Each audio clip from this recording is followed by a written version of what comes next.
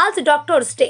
এই উপলক্ষে বিভিন্ন জায়গার মতো পূর্ব মেদিনীপুরের তমলুকেও তাম্রলিপ্ত মেডিকেল অ্যাসোসিয়েশনের আইএমএ তাম্রলিপ্ত ব্রাঞ্চ ও অরু এমআরআই হেলথ সার্ভিসেস পক্ষ থেকে এই ডক্টর ডে পালন করা হয়।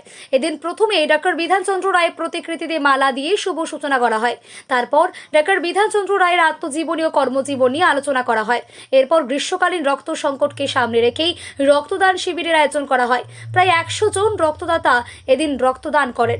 এদিনের কর্মসূচিতে উপস্থিত ছিলেন রাজ্যের প্রতিমন্ত্রী ডক্টর হরিকৃষ্ণ বেরা। এছাড়াও উপস্থিত ছিলেন অরু এমআরআই এর কর্ণধার ডক্টর সুমেরু চক্রবর্তী, ময়নার প্রাক্তন বিধায়ক সংগ্রাম দোলী সহ একাধিক চিকিৎসকেরা উপস্থিত ছিলেন।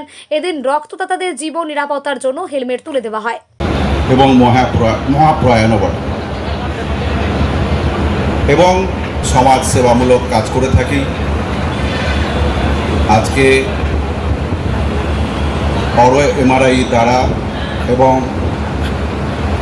ইন্ডিয়ান মেডিকেল অ্যাসোসিয়েশন তার সভাপতি ডক্টর রাসপাক আহমেদ মহাশয় রয়েছেন, সম্পাদক কল্যাণময় ঘোষ মহাশয়। দিনে যেখানে ব্লাড ডোনেশন ক্যাম্প শুরু হয়েছে সেখানে আসতে পেরে আমি নিজেকে কৃতজ্ঞ বলে মনে করছি।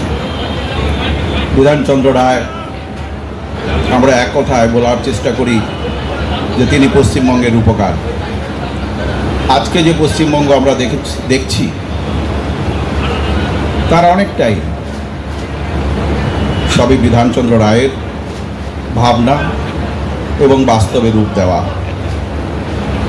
তো সঙ্গে সঙ্গে একটা প্রশ্ন আসে যে পশ্চিমবঙ্গের উপকারকে আমরা চিনি, জানি, তাহলে তার প্রতিষ্ঠাতাকে আমরা কয়েকদিন আগেই 20শে জুন পশ্চিমবঙ্গ প্রতিষ্ঠা দিবস আমরা পালন করেছি এবং তার প্রতিষ্ঠাতা শ্যামাপ্রসাদ মুখার্জি।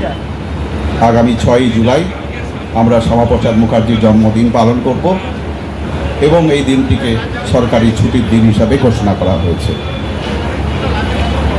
তো বিধানসভা জীবনী বিভিন্নভাবে গল্পের মাধ্যমে তিনি এমন একটি জায়গায় পৌঁছেছিলেন, পশ্চিমবঙ্গবাসী কেন সারা ভারতবর্ষ তাকে চিনত। চিকিৎসক হিসাবে, পলিটিশিয়ান হিসাবে, অ্যাডমিনিস্ট্রেটর হিসাবে অনেকভাবে তাকে চিনত।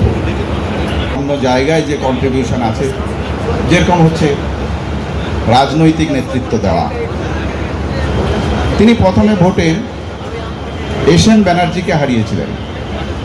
ব্যারাকপুরে দাঁড়িয়ে সুরেন্দ্রনাথ ব্যানার্জির মতো ভারত বিখ্যাত ব্যক্তিত্ব, বাগ্মিতা, এইরকম একজন রাজনৈতিক চরিত্রকে তিনি হারিয়েছিলেন এবং সেই দিন থেকে বিধানচন্দ্র রায়ের রাজনৈতিক জীবন মোটামুটি সকলের কাছে গ্রহণযোগ্য পায়।